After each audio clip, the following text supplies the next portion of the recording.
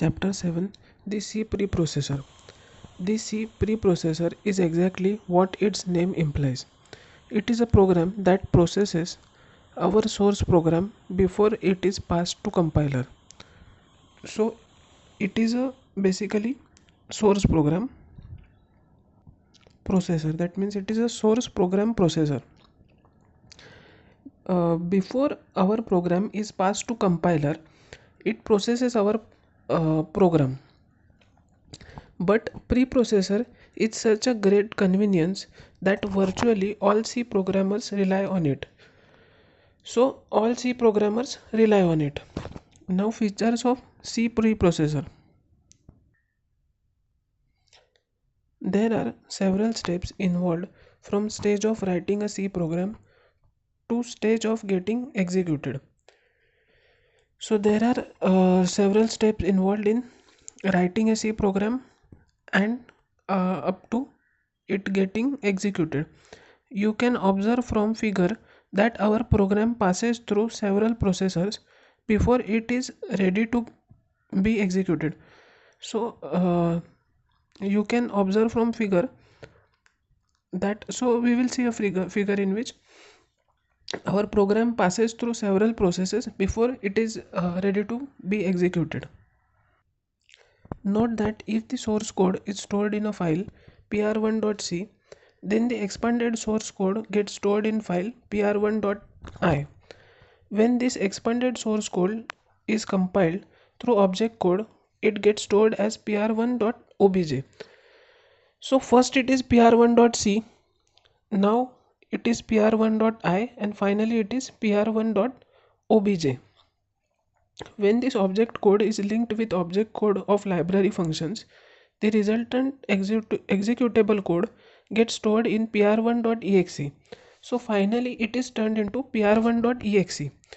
First it was pr1.c, now it is pr1.i, then it is pr1.obj, and finally it is pr1.exe. The preprocessor offers several features called preprocessor directives. Each of these preprocessor directives begin with a hash symbol. The directives can be placed anywhere in program but are most often placed at beginning of a program. Before first function definition, we would learn the following preprocessor directives here.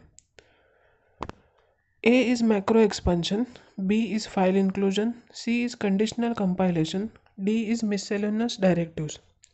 So this is a figure in which we get flow of program.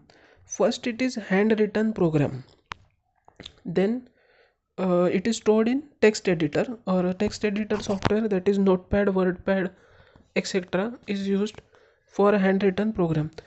Now C source code pr1.c, then it is turned into C source code as pr1.c. Now it goes to preprocessor.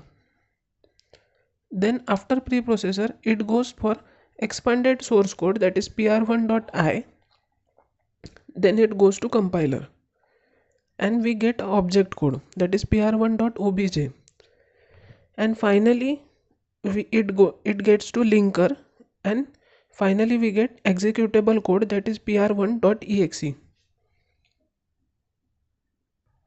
So these are functions of different programs. First is editor. So input is program type from keyboard and output is C source code containing program and preprocessor commands. So editor's output is C source code containing program and preprocessor commands.